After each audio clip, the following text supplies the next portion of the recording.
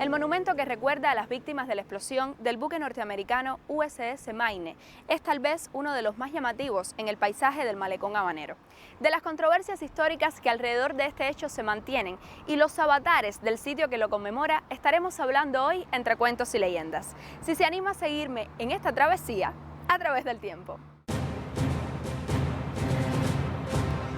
El 25 de enero de 1898 arribaba a la bahía habanera el crucero acorazado perteneciente a la Marina norteamericana USS Maine. Su impresionante imagen evocaba una fortaleza flotante. Era tal vez el mayor buque de su tipo que se había visto en Cuba. Esto es un buque construido en astilleros de Nueva York a finales de la década de 1888, empezó su construcción, pero no vino a ser operativo hasta 1895. Estaba tripulado por 26 oficiales y 328 alistados. Tenía casi 90 y tantos metros de eslora o largo, un tonelaje de unas 6.680 toneladas más o menos.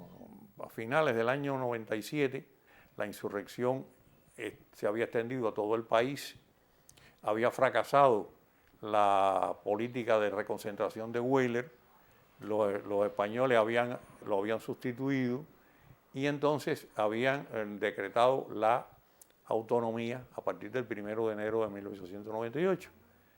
Pero eso provocó, a su vez, protestas por los partidarios más acérrimos partidarios de Weyler.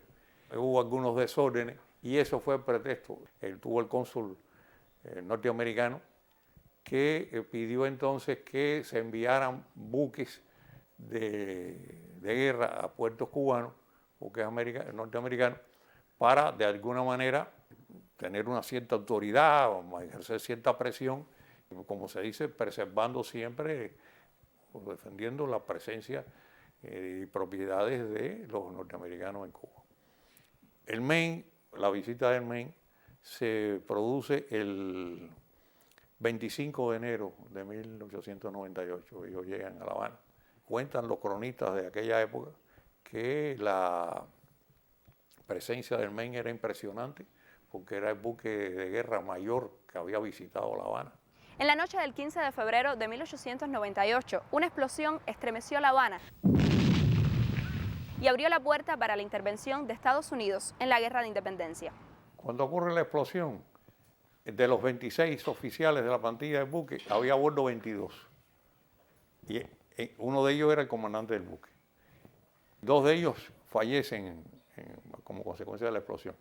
Y había 328 alistados, 250 de los cuales fallecen inmediatamente y 8 fallecen posteriormente a consecuencia de las heridas.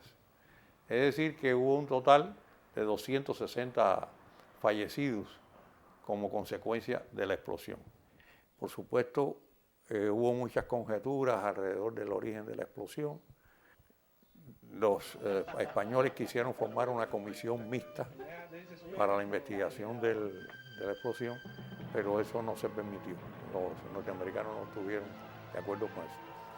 Y se creó una comisión de investigadores de la Armada norteamericana, de la Marina norteamericana, formada fundamentalmente por oficiales de mando, no por oficiales técnicos ni expertos de construcción naval.